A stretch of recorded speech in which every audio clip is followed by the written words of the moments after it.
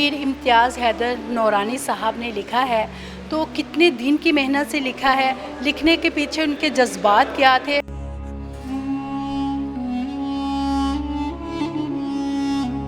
बस को 2 या 3 बंदे उठाते हैं, फिर इसको उठा के इसको मूव किया जाता है जिधर भी करना हो। जहाँ से सपारा शुरू होता है उसको सब्ज़ कलर में ले गए हैं। प्रूफ रीडिंग का इसका ख्याल रखा गया है। मतलब ऐसे ही हो गया था, लिख के ना ऐसे कट ऐसे रहता था और फिर लिखने के बाद ये पूरे हाथ में एक सख्त किस्म का जो है ना वो कड़ाव पैदा होता था। बिस्मिल्लाहिर्रहमानिर्रहीम, अस्सलाम वालेकुम। मैं हूँ शहनाज महमूद, PakTV.tv के साथ। इस वक्त मेरे सामने मौजूद है दुनिया का सबसे बड़ा कुरान पाक, जिसकी लंबाई 41 फुट, चौड़ाई 53 इंच और 31 सफ़हात पर मुश्तमिल है। इसे फैसलाबाद के एक मारूफ ख़त्तात पीर इम्तियाज़ हैदर नूरानी साहब ने लिखा है। तो कितने दिन की मेहनत से लिखा है, लिखने के पीछे उनके जज्बात क्या थे और ये किस तरह से दुनिया भर का अनोखा और सबसे बड़ा कुरान पाक है, आइए उन्हीं से जानते हैं कि इसके पीछे क्या मोहब्बत, क्या अक़ीदत, क्या जुनून था आपका। बिस्मिल्लाहिर्रहमानिर्रहीम। जी, मेरा नाम पीर इम्तियाज़ हैदर नूरानी मुजद्दी है और फैसलाबाद से मेरा तल्लुक़ है। पहले मैं इस कुरान शरीफ की थोड़ी सी आपको तारीफ़ बता दूँ कि ये इसके 425 दिन में इसको लिखा गया है और मौला अली करमल्ला वजह करीम की यौम वलादत पे इसको लिखना शुरू किया था 13 रजब को।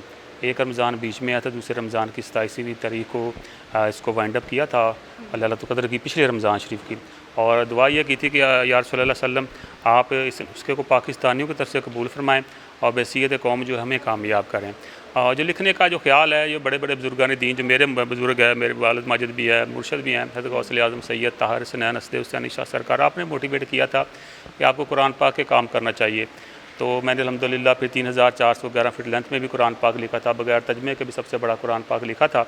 तो लिखने के बाद फिर ये इसकी अकबार स्टेडियम में ओपनिंग हुई थी, तो इशरत अली यहाँ पे कमिश्नर होते थे, तो उन्होंने मुझे कहा था इस तरह का हमें नुस्खा जो है ये मरतब करके दें।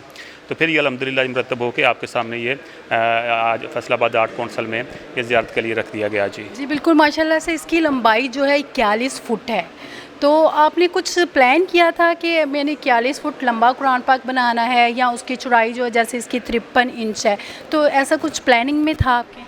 इसमें यह था कि ये फ़ाइनल मीटिंग्स हुई थी कमिश्नर साहब के साथ और फिर उनको बताया गया था कि इतना इसका सफ़ा रखा जाएगा, कलरफुल उसको मरतब करेंगे ताकि ये अच्छा लगे दिखने के अंदर, क्योंकि ये इसके ऊपर इसकी कापी तो नहीं होगी, ये एक ही नुस्खा होगा, लेकिन कलरफुल होगा, ज़रा अच्छा लगेगा, लोगों को ज़ौक़ शौक़ पैदा होगा, मज़हब की तरफ लगावट आएगी। मकसद तो हमारा दीन की तबलीग करना है ना, और पाकिस्तान के लिए बरकतें समेटना है। तो ये फिर मशरे के साथ 53 इंच चौड़ाई में और 41 फुट लेंथ में जो है ना इसकी जो है इसको रखा गया, ताकि 2 जिल्दों में रखा गया ताकि इसको मूव करना भी आसान हो जाए। 15 सपारे एक जिल्द पे हैं, 15 सपारे एक जिल्द पे हैं। अच्छा, बिल्कुल, इसके 31 सफ़हात हैं, तो एक सफ़े पे जो है कितनी सतरें मौजूद हैं? सतर का बहन जी इसमें नहीं कोई होता था, इसमें तकरीबन एक सपारा आता है। और वैसे क्वेश्चन आपका बड़ा सीधा सा है, मैंने भी नोट नहीं किया कितनी है। तो इसमें एक सपारा तकरीबन आया, आखिरी सपारा थोड़ा सा बड़ा होता है, तो इसलिए वो इसके जो 31 पेज इसके बन गए। अच्छा, मुझे बताइएगा कि आप रोज़ाना कितना पारा या कितना ये मुकम्मल करते थे, और कहाँ बैठ के आपने लिखा, और तन्हाई में लिखा, और कितनी मेहनत दरकार हुई आपको?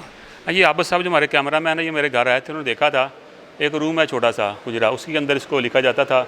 और टाइम पीरियड जो है वो फजल ताला कभी 2 घंटे, कभी 3 घंटे, कभी 15 मिनट, कभी सारी रात, जितनी तौफीक अल्लाह बुज़ुर्गों के वसीले से मिलती गई उतना इसको लिखता गया।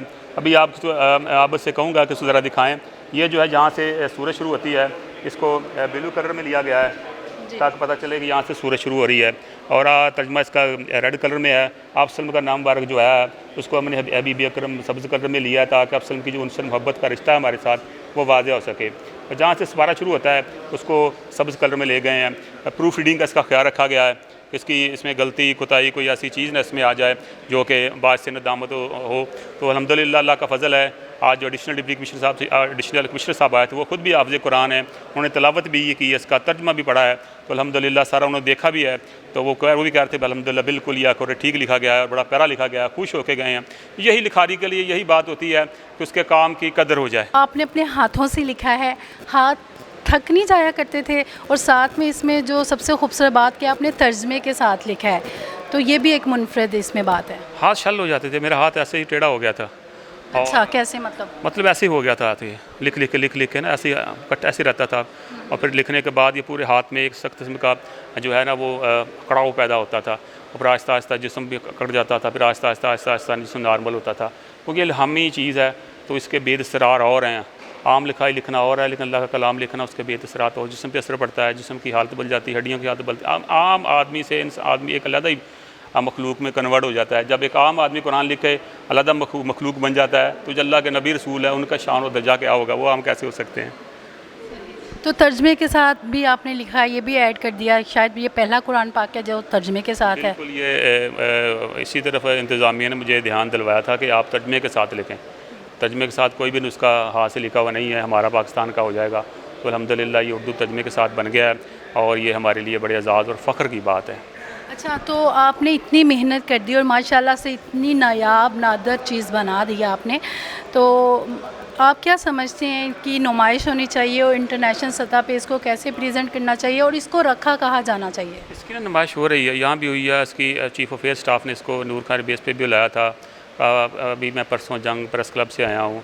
इसके अलावा मुल्तान, डीजी खान, हाफजाबाद, मतलब मुल्की सतह पे तो नुमाइश हो रही है, इंटरनेशनल सतह पे आप समझते हैं कि इसको लेके जाना चाहिए, दुनिया भर को दिखाया जाना चाहिए, कि कोई ऐसा प्लेटफॉर्म आपको मिलना चाहिए?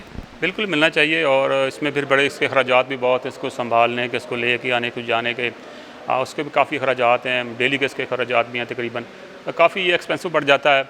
तो इसमें माली तौर पे भी इसकी हेल्प चाहिए, फिर इसको बाहर ले जाने के लिए भी हेल्प चाहिए। बहुत सारे मसाइल हैं।